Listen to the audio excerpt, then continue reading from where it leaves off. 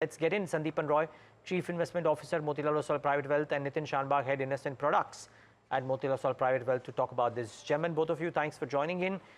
Interesting that you observe what a few people have spoken about, but with adequate numbers, gentlemen, about how the quarter was, particularly on the breadth and the nature of the stocks that have moved. What were the key insights here? Either of you can start.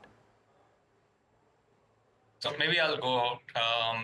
If you look at the way the year has panned out, fiscal year 2024, and if we take the top 500 stocks, which is the Nifty 500 universe, we find that almost 90% of this universe was delivering positive returns in the first quarter, which is between April to June 2023. And by the time we got to Jan, February, March, we had only 50% of the stock universe which was actually delivering positive returns, right? As we tapered off towards the end of the year, we found that it was predominantly the large cap universe which continued to do well in terms of positive returns, whereas a whole host of stocks, almost 60 to 70% of the universe within mid cap and small caps started generating negative returns. So that was one insight that we took in terms of the breadth of the rally, right? The second insight was the performance of these market caps throughout the year. So if you look at fiscal year 2024, the markets kind of topped out around, end of January, early February 2024. And during that time period, obviously, mid and small caps did extremely well. And perhaps half that universe actually gave more than 50% return. 20% of that universe actually doubled. But when we look at the last 2 months, which is February and March, again, we find a similar story where 70% of the large cap universe was actually positive. But about 2/3 of the mid and small cap universe actually gave negative returns. In fact, 20% of that universe actually fell more than 15%. So these are the two predominant areas in which we saw a shift in tides, and that's why we've even titled it that way. Yeah, please carry on. Yeah, no. So what we have been talking about from the beginning of the year has been that mid and small cap is where we are seeing some bit of froth building up. And hence staggering investments is what we had been recommending, not knowing that there will be some regulatory interventions also, apart from the market fatigue that naturally builds up. While large cap is where we had been saying that you should go into a lump sum. And that has been kind of vindicated, albeit it's a short-term period. But the thing is that we remain structurally bullish on the markets. The earnings growth will drive the markets. But yes, some bit of focus has to come back on picking up stocks as the breadth is really narrowing.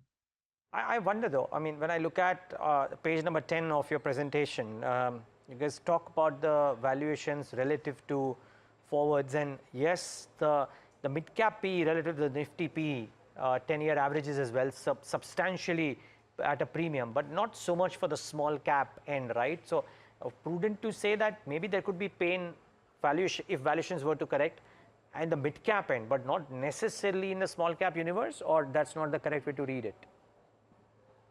See, in many ways, small caps is also a function of liquidity, right?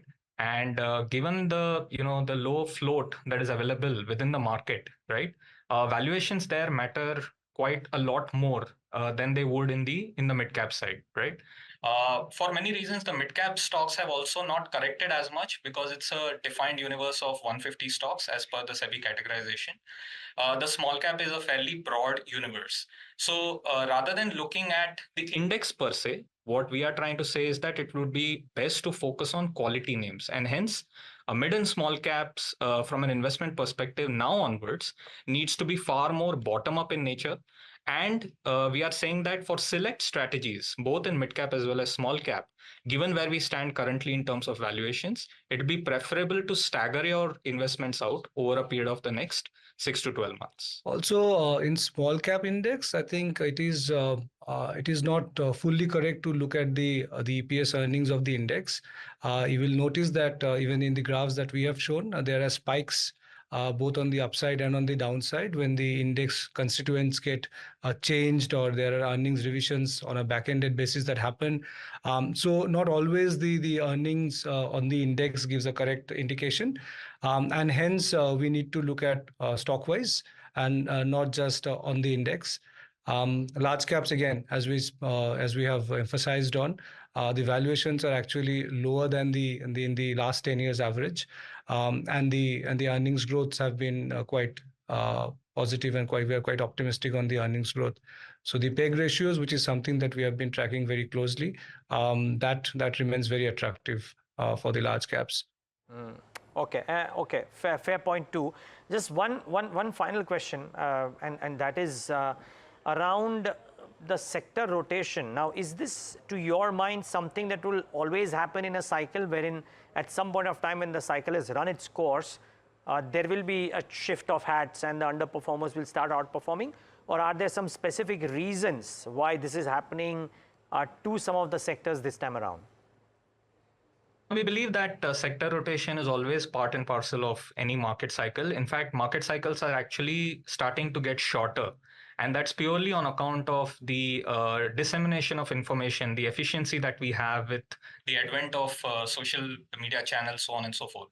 So just to mention that point, over the last fiscal, some of the sectors which otherwise did not participate in the early half of the rally have started to participate in the last quarter, predominantly your banks, NBFCs, auto and healthcare.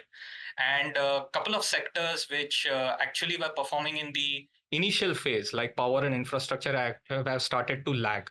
At the same time, two sectors distinctly have maintained pace. The first amongst them is real estate.